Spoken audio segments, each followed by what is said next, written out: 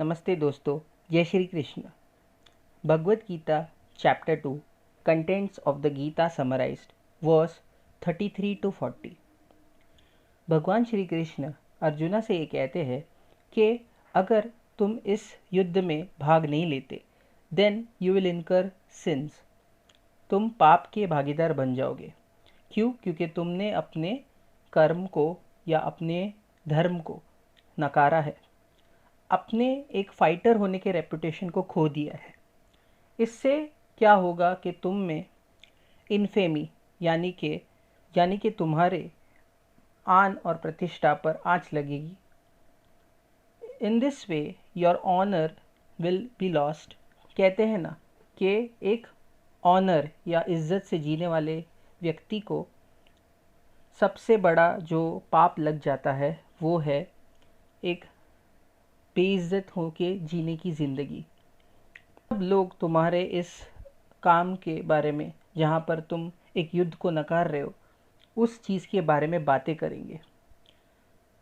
The great generals यानी कि जो महान पुरुष है जिन्होंने तुम्हें नाम और तुम्हारे कर्म को सबसे महान माना है, वो तुम्हें देखेंगे और वो ये भूल जाएंगे कि तुम एक महान व्यक्ति थे। वो ये सोचेंगे कि तुमने इस युद्ध भूमि को अपने भय के अनुसार त्याग दिया।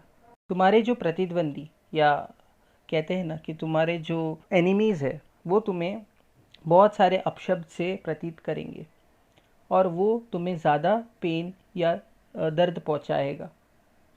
ओ कुंती के पुत्र, तुम्हें ये जानना चाहिए कि बैटलफील्ड में अगर तुम युद्ध करते करते हार गए तो शायद तुम्हें ऐसे लोकों में जाने का मौका मिलेगा जहाँ पर खुशी ही खुशी है।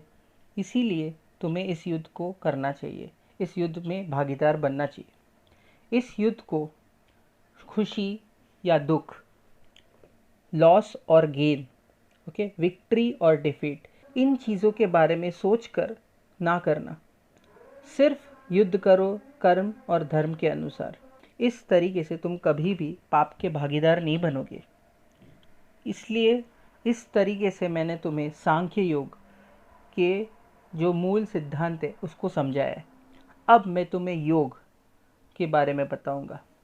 ओ पार्था, जब तुम इस चीज़ को अपने ध्यान में रखते हुए करोगे तो तुम्हारे कर्म का जो बंधन है उससे तुम्हें मुक्ति मिलेगी।